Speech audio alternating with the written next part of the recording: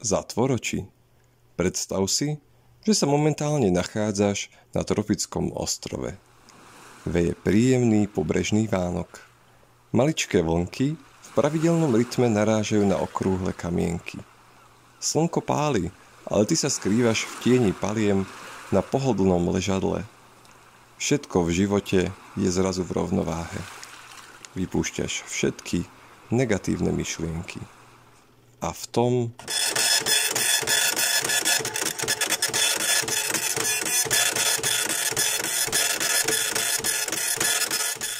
tretiu časť podcastu venujeme centrálke, nášmu knižničnému ostrovčeku.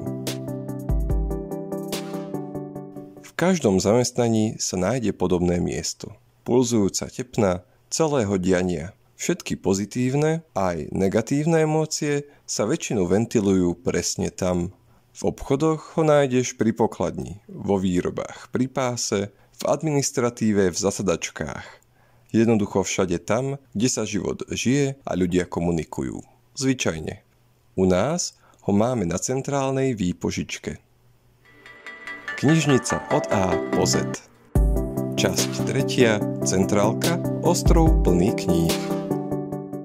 Prečo prirovnávam túto časť našej knižnice k ostrovu? Lebo centrálka ním naozaj je. Vzhľadom k tebe, čitateľovi, aj nám, knihovníkom. Čitateľ je nám dostatočne blízko na to, aby sme ho mohli počuť a zároveň dostatočne ďaleko v prípade nečakanej potýčky. Aj na ostrove predsa nájdeš chutné, ovocné plody, hneď vedľa prudko jedovatých kríkov. Základným zákonom ostrova je potom, ako sa do pralesa volá, tak sa z neho ozýva. Stáva sa, že nemá náladu čitateľ, stáva sa, že nemáme náladu my. Vtedy musíme nechať slovnú búrku prehrmieť a čiarové kódy zapípať. Knižnica od A po Z.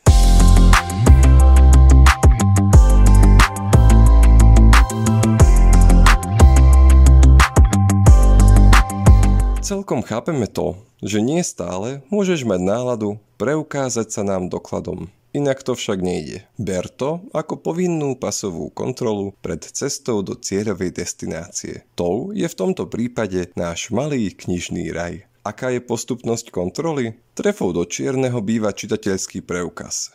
V prípade, že mu akurát pri vchode do knižnice narástli nohy a ušiel, poprosíme ťa o predloženie občianskeho preukazu. Aby sme spolu nemuseli hrať otravnejšiu verziu hry Hádaj, kto som. Podľa údajov na občianskom ťa nájdeme v našej databáze a môžeš pokojne nastúpiť na palubu. Rozumieme. Prehrabovanie sa peňaženkou nie je najzáživnejšia činnosť dňa. Chrániš tým však seba aj nás. A ušetríš si vyjednávanie napríklad na egyptské trhoviská.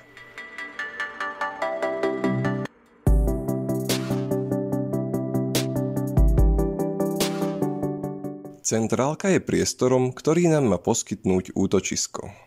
Namiesto kokosových paliem nás obklopuje zelenkastý nábytok a stĺpiky kníh. Niekedy väčšie, inokedy menšie. Závisí to od dennej hodiny a náruživosti čitateľa. Alebo aj našej momentálnej chuti do práce.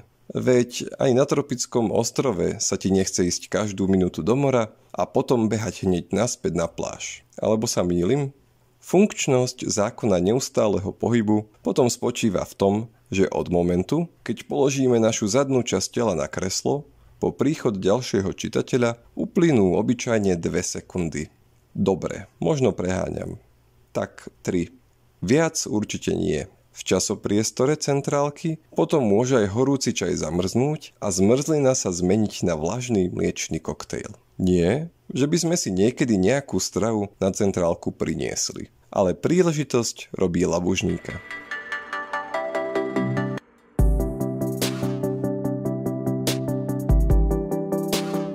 Centrálka je pre nás tiež výhliadkovou vežou. Ako správni ostrovania potrebujeme prehľad o okolitom mori a nedalekých pevninách. Ohníky, rozumej svetlá, potom rozkladáme všade tam, kde ich práve potrebuješ. Za pomoci nášho katalógu ťa následne vieme navigovať pri tvojej literárnej plavbe. Na tento ostrovček nechoď, pretože pokračovanie série, ktorú máš rozčítanú, akurát niekto zobral. Áno, na tomto ostrove sa môžeš zastaviť, ale namiesto sladkých historických románov tam na teba budú čakať nervy drásajúce thrillery. Keď chceš niečo na štúdium, priprav sa na zložitý výstup na najvyššiu ostrovnú horu. Voláme ju Prvé poschodie.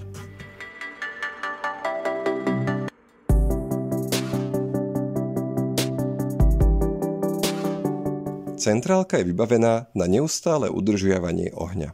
Ako ozajstní stroskotanci vieme, že oheň, v našom prípade teda telefón, je potrebné mať neustále pod kontrolou. Preto nám prepáč, že ho niekedy počas našej spoločnej konverzácie zdvihneme. Skrátka, musíme korigovať všetky vaše objaviteľské knižné plavby správnym smerom. A občas to znamená robiť viacero vecí naraz.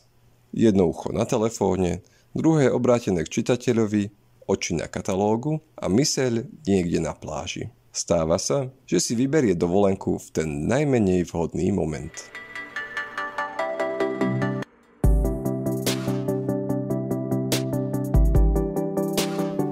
Centrálka je miestom príjemných debát o všetkom a o ničom. Poznáš to. Raz na výlete natrafíš na spolucestujúcich, s ktorými si padneš do nôty. Inokedy zastretneš takých, ktorých nemôžeš vystáť. Ako sa vtedy správať? Predsa aj oni si sem prídu oddychnúť a načerpať inšpiráciu. Na scénu prichádza samozvaná kráľovná ostrova Miss Kompromis.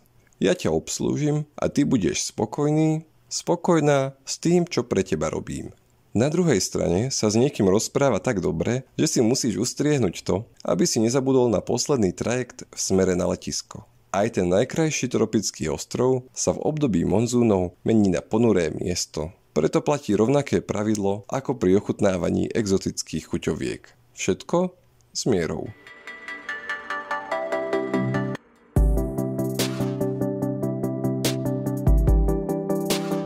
Tak ako? Všetko máme zbalené?